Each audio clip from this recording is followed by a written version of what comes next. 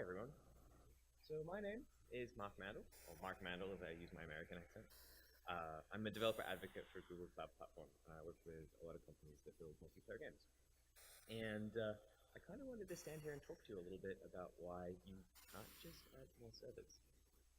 We see within the games industry, across probably developers and players, that whenever sort of a multiplayer game launch doesn't quite go according to plan, there's a lot of shaking of fists and gnashing of teeth of this magical potential silver bullet of just adding more servers. Like somehow it was just that easy. So what I wanted to talk to you today about is basically, at a very basic level, give you some examples of why it just isn't that simple. And if it was that simple, plenty of people would just be doing that, even if it was just to make some people quiet and stop complaining as much. So I want to talk through some very basic stuff around why backend systems for multiplayer games are kind of hard. They're actually complicated problems. So we'll start at the very beginning, which I like to talk about, which is capacity planning. The beginning of everything when you want to do infrastructure for multiplayer games, which is how many players do I think I'm going to have, and how much infrastructure am I going to need to support those players? And this is like super hard. As human beings go, we kind of suck at predicting the future. We like to think that we're good at it, but we're actually not. There's a whole bunch of studies that you can look at.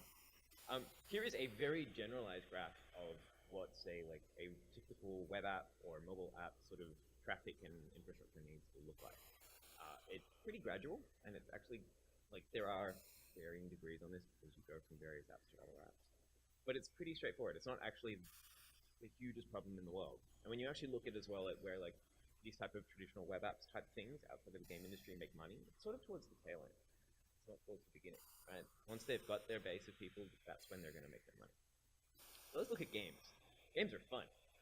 Again, blatant generalizations here, but that's more like what your capacity planning needs to look like. You're like, okay, I launched my game, awesome, massive hype, right? Super fast, super quick. So you get this massive, massive spike of people coming in to play your game, and that's a super important part of when you play your game and how successful it's going to be, because that first impression super counts. And then it sort of drops off at the end. It's like a bunch of people lose interest, and that's pretty normal, and then it tails off towards the end. And where do you make your money when you make games? Sort of at 2 points, right? You make a lot of money at that very beginning spike, which is to say, like, I have the most amount of players I'm probably ever going to have, most likely, right? And then probably towards the end as well, where you've got your stable base of players. And making decisions about how you want to scale for that and then be able to support that player base is the sort of thing that becomes really, really, really important. But knowing how high that initial spike is going to be, which is where these things tend to go wrong, is super hard to determine, right? I'm going to choose someone from the audience. You there. What did you have for lunch today? Mountain Dew. What did you have for lunch yesterday? Okay, what are you having for lunch tomorrow? Do you know for sure? Really? What are you having for lunch? You are the wrong person for this question. What are you having for lunch the day after?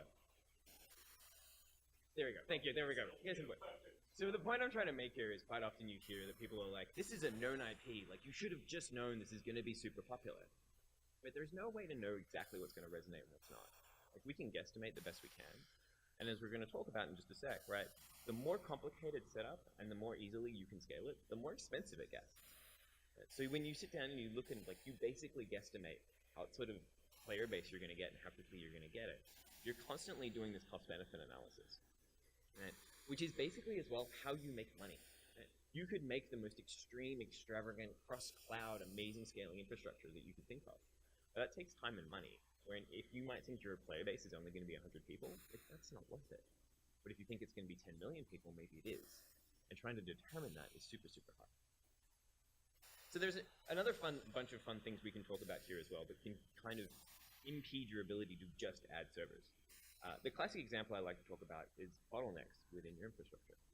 This is basically, say, a single point within your application or the backend infrastructure you have that slows down everything else. And you can't get away from that. Those are things you are going to have. Classic example is when you look at, say, databases, right? You want to store something about your player or about your game. And so you might have a series of servers, and they're going to have a backend database, say like a MySQL or Postgres. You're going to go really traditional. And they're all going to talk to that database, right? As certain player actions happen inside your game, you're going to store stuff inside that. And when you have a relatively small player base when you first start, or how your game starts, and they're all talking to that array of servers that you have running there, that's okay, and that's not a problem, right? At a certain level of load, that's not a problem. But as you get more and more and more and more players, that can become a bottleneck for your application, because those reads and writes that can happen to a traditional database can slow things down as you get more load. This is a classic problem that millions of companies have tried to solve in a variety of different ways, and lots of smart people try and solve. Traditional servers especially are not great at scaling because they tend to scale up by box, but not necessarily as you add more servers. So one trick you can do here when you start talking about this kind of stuff is you can, sort of scale up those servers that sit in front, but you've still got that bottleneck of the database, which is not very useful. You can do cute things here where you're like, I will do what's called a read replica, which basically means that as we put more data in that main database, we're going to make a copy up to a second one so that we can then sort of offload certain requests to that second database. But we have other problems at this point, right? Everything's trade-offs. So there's a certain time delay that happens with that second database. How long is that time delay? Who can necessarily say for sure? Networking consistency, CPU performance, all these things can be affected. So in actual fact, we may have offloaded some things off to that second database, but other things become a problem. If I put something in my inventory, I don't want to have eventual consistency for when it shows up in my actual inventory. That's something I'm going to care about a lot. So there's only so much we can do. There's other fun stuff we can talk about. This is one of my favorite stories. When you start looking at backend systems for multiplayer games, they tend to get a little complicated, right? And while we might have the best of intentions and we all have good people who are doing wonderful things and very smart, when you have big complicated systems, weird stuff can happen that only happens at scale when you have lots and lots of people. So this is a cute story. So this is basically, who's familiar when I say the word Detox? Yeah, so basically you send yourself, or somebody sends you so much traffic that your system can no longer respond. This is how you can accidentally DDoS yourself, but with the best of intentions, which is kind of hilarious, except when it happens to you. So say you have, what we're talking about, a system where say you have lots and lots of games playing. This is particularly when you have mobile games especially.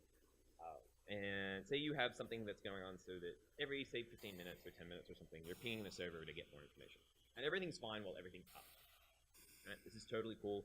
Everything goes according to plan. You have sort of this staccato distributed server load as each one kind of comes in. Now, reality of software, it fails. This is like death and taxes. Like at some point, your system's going to fall over. So, your systems fall over and suddenly these requests are failing. And so the first time you hit this, you're like, I know, like we have outages from now and then, like these things happen. So we'll put a retry mechanism in our clients so that they keep retrying. And that seems like reasonable and smart. So you do that, and now what happens is suddenly as you're doing retries every couple of seconds, and they're all doing retries every couple of seconds, all the clients that are currently online are all retrying your systems.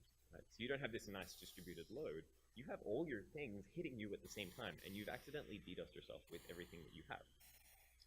The problem that happens here, and what you've probably seen happen to other game systems when similar things can happen, is now you need somewhere between like 5 and 10 times the infrastructure that you would have had previously to handle this kind of load to get yourself out of this mess.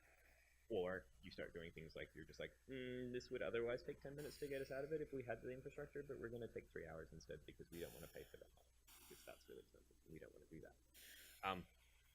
So the first time this happens, you think to yourself, cool, we'll do this thing called exponential backoff. And so you do that, and that means then that what happens is the first request comes in at 1 second, the next request comes in at 2 seconds, and then 4, and then 16, and then whatever 16 squared is, because I can't do that math. And you think that's going to solve my problem? Sweet. It does to a degree. It just kind of means that rather than being 3 hours, it becomes 1 hour. You still need something like 2 or 3 times the amount of infrastructure you have. And that kind of sucks. So for those who are really experienced with this kind of thing and have been through this a lot, what they actually do is called jitter.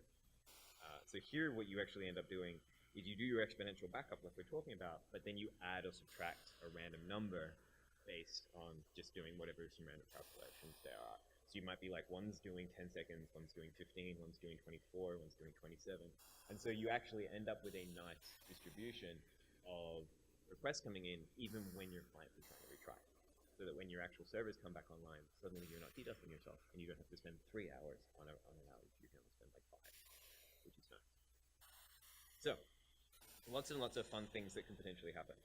The last thing I want to talk about, just is in terms of like technical limitations, right? The question will probably arise, and I expect it will, which is like, what if the actual answer to your solution is that, hey, I need to add more servers. Like that's the actual thing I need to do. Well, there can be problems here too. If you're running on premises, so basically you run your own data centers or you run your own machines, which a lot of game companies do, that takes some serious time to get those machines up and running. And you need to kind of realize that. So anything from getting a new machine racked, tested, firmware upgraded, make sure everything on it's working, get it in the rack, all that stuff, you know, it'd be a couple of days to anywhere from like 2 weeks. Right? When you think about it, you get a machine, network card doesn't fail, you have to send it back, right? You can get the replacement, then you have to retest it, re-upload it. Like that takes a lot of time. And if you think about the hype of within game companies, within game launches, 2 weeks is a very long time. So that's something you necessarily need to plan for and be aware of. The question that comes up here, I work for a cloud company, right? I work for Google Cloud Platform, so shouldn't the cloud be this magic silver bullet that solves all these problems, right? Well, no. I can say that, like, I don't mind saying that, in fact. So yes, the cloud gives you more flexibility, but there are different cost structures, which means that certain things are more expensive, certain things are cheaper. It really becomes a different trade-off in that kind of thing.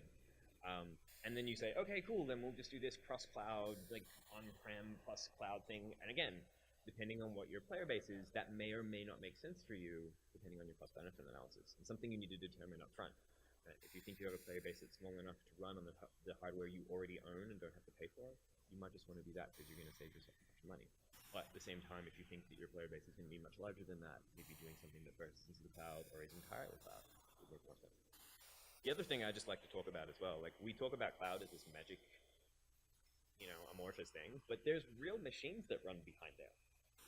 And when you talk to cloud providers, and they probably won't tell this to you, but like if you have very, very large systems, sometimes we run out of computers. We all do it. They're all real machines, right? So if you have any type of game launch, you need to talk to your salespeople, your account management, make sure your quotas, right? We all run quotas, make sure like you're not trying to abuse us in some way, shape, or form. Make sure your quotas are in check. Make sure we actually have capacity for you if you're asking for hundreds of thousands or millions of cores, right? Not real numbers, to think clear. But you need to make sure that's there because that's super important. So when talking about this stuff for like back-end systems for multiplayer games, it's like complicated and hard. Right? Before we wrap up, I kind of want to introduce you to a concept that I think you might find useful in your day-to-day lives. So who here knows what I mean by ops of operations? Nope, that's really fine too. I guess wait, you can. So ops is basically operations, right? Managing infrastructure, right? For backend, for games, for pretty much anything. You may have heard the term like sysops, for example, system operations, basically same thing. You may have heard the term DevOps, probably a very popular one in some circles, where you're using software to manage backend infrastructure, right? So as your servers go up and down, you have some code that manages that logically. That's all cool. But there's one term I really like, which is called HugOps. Anyone heard of this? So HugOps is the side of DevOps where we talk about having empathy for people when dealing with basically building operations, when dealing with infrastructure. The reason here being that when you start to like look at ops and DevOps and how you manage it and doing it, that you need to kind of assume good intent and assume people that are doing this stuff are smart people trying to do the best job they absolutely can. And these are the people who are making the games that we all love. So we want to say to them things that are encouraging and are nice. Right? If you stand back and actually think about the time that somebody's ever told you were terrible at something, did that actually make you want to go ahead and do it? Or about the time somebody encouraged you and told you, you know what, I know it's going bad for you now, but you've got this and you can do it. And that's how encouraging it is. Because if we want these people to actually make the games and support us in the platforms that we have, either whether they work for us or they're building the games we love, like, let's kind of tell them that, hey, you know, you're having a bad day today, software fails, you're doing the best job you can, you're all smart people, but we want you to, you know, pick yourself up, go get yourself some ice cream, and have a good day, and I'm sure it'll pick up and be better later on. So, before we finish up, yes, my name is Mark Mandel, I work at Cloud. I've got a bunch of articles you can read about, actually not really about HugOps, but I should write more about that because empathy is good. If you want to learn more about sort of backend infrastructure, shameless plug, I run a podcast called the Google Cloud Platform Podcast, where we've interviewed several different game companies, including Niantic about Pokemon Go. We have a director of engineering on Pocket Gems. They have run War Dragons. We started a company called Phoenix One Games, talking about Guardian Kingdom and their multiplayer game. We also had one of the engineers from Humble Bundle on, which I didn't realize they ran on us, but I found that out a few months ago, which is also super exciting. And we've got plenty of time for questions, actually. We've got a good 4 minutes. But I will say thank you very much to you all for coming and hanging out with me and listening to me rant about why people should realize that it is more complicated than it would seem on the surface. Big thanks to Playcrafting, and thanks to my employer for paying me to come and chat with you all today. Do you have a couple of minutes for questions? No, we do not.